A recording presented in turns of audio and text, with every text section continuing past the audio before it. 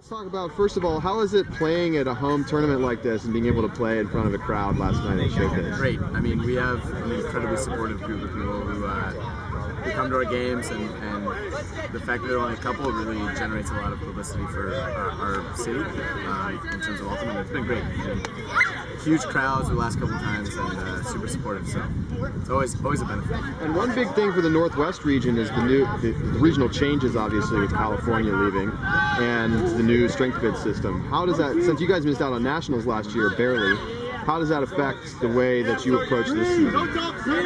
I think every game is a little bit more important than it was last season in general. Even every point, that's really kind of one of our focuses, is to take every point for its own unit and really focus on doing what we can to win that point, because it means so much more earning bids for nationals, which is crucial.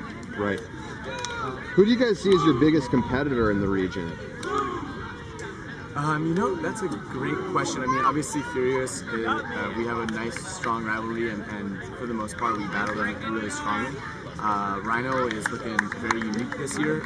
Possible a couple big additions. Chase might be playing with them, so I think that they're maybe the bigger question mark to us. But in general, Furious is always a battle for us. And personnel-wise, are you at 100%? I mean, you didn't have to travel, so that helps. But yeah, we are missing probably our best defensive player, Reed Koss. He's coaching YCC Women's. Okay, so girls right now. Yeah. So everything that we have. 2 people out with injury, but other than that, we're looking solid. What are you hoping to get out of the weekend? Really unifying our O&D lines. We've been practicing really aggressively. I mean, the practices have been pretty vicious, and it's really prepared us, I think. We've had some really long grinding games so far, but the goal is to kind of figure out the kinks, really look more polished as the tournament goes on. Let's talk about the Doublewide game. Yep. Obviously there were no breaks until the very end. Yeah. So, what did it take to sort of stay focused and in the game when, it was just on the balance and there were only 5 turnovers? Wow, there's only 5 turnovers?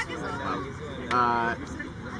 Offensively, we were really talking about just utilizing our legs as a means to score goals. We didn't want to force anything. We had 1 or 2 turnovers potentially in the first half that were forced, and everything else felt pretty fluid. So that was our goal: is just push it with our legs and get open and get easy shots. And I think that really carried us through, because we didn't have to focus about anything else as the game got closer to him. Great.